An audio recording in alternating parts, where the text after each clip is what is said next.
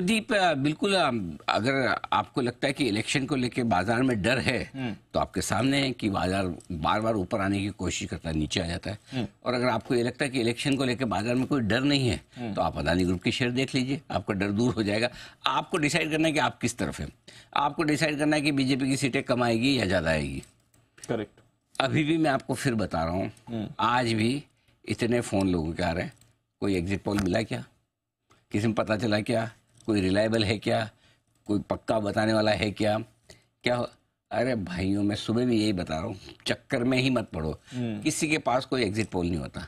और होगा तो भी 15 आएंगे, उसमें से एक आप जान भी लेंगे तो क्या फर्क पड़ जाएगा। और कौन सा उस बात की गारंटी है? आपकी किस्मत अच्छी होगी तो वैसे ही आपकी जो पोजीशन है उसमें प्रॉफिट बन जाएगा, और किस्मत खराब होगी तो आपके हाथ में एग्जिट पोल देंगे तब भी कुछ नहीं कर करेक्ट। सो मेरा पॉइंट सिंपल है कि इसमें बिल्कुल दिमाग लगाने की कोशिश न करें कल शाम एग्जिट पोल क्या आएगा, कैसा आएगा, क्या नहीं होगा, और उसके दम पर परसों क्या करेंगे, ये किसी को पता नहीं। पॉइंट नंबर 1, जब पता नहीं तो हमें क्या करना है? हमें सिंपल सी एक चीज करनी है।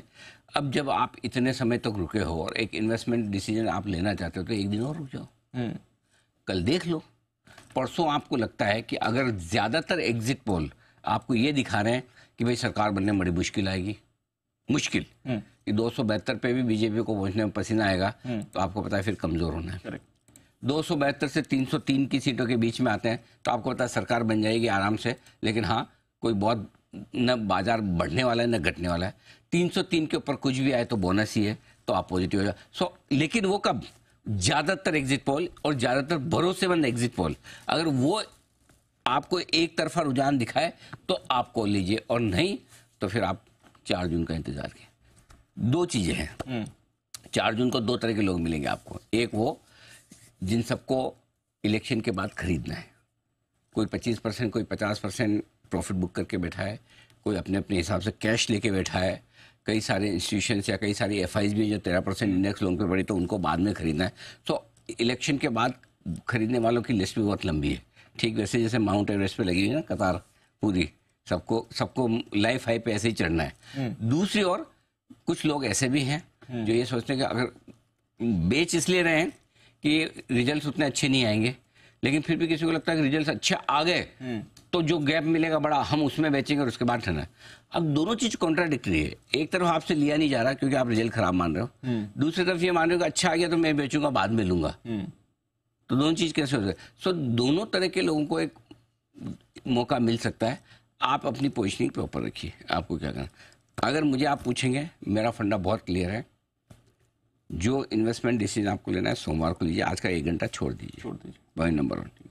सोमवार को हम एग्जिट पोल देख के डिसाइड करेंगे कि लेना है या नहीं लेना है। मैं फिर कहूँगा, इस मार्केट में इलेक्शन के पहले आपको अगर गलत पढ़ना है तो लॉन्ग करके गलत पढ़िए, शॉर्ट करके नहीं। गलत पढ़ने हैं क्यों?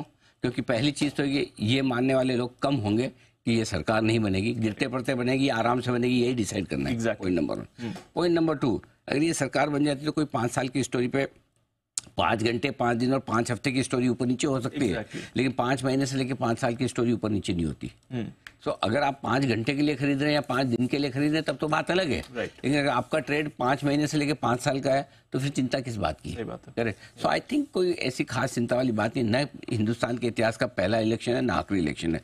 पहली बार तो ऐसा इलेक्शन 25-30 साल में, जब से मैं शायद वोट डालना शुरू किया हूँ तब से दीप, मेरे ख्याल से पहला इलेक्शन ऐसा जिसमें हम 100% सर्टेनिटी से, ऑलमोस्ट 100 तो नहीं बोल सकते, ऑलमोस्ट, कि ये सरकार तो वापस बन जाएगी। पिछली बार भी ये नहीं था। करेक्ट।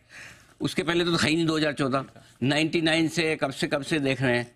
तो ये तो ठीक है, जो होगा देखा जाएगा। बट मुझे लगता है कि जो चल रहा है ठीक है, कोई दिक्कत नहीं। दोनों तरफ के ट्रेड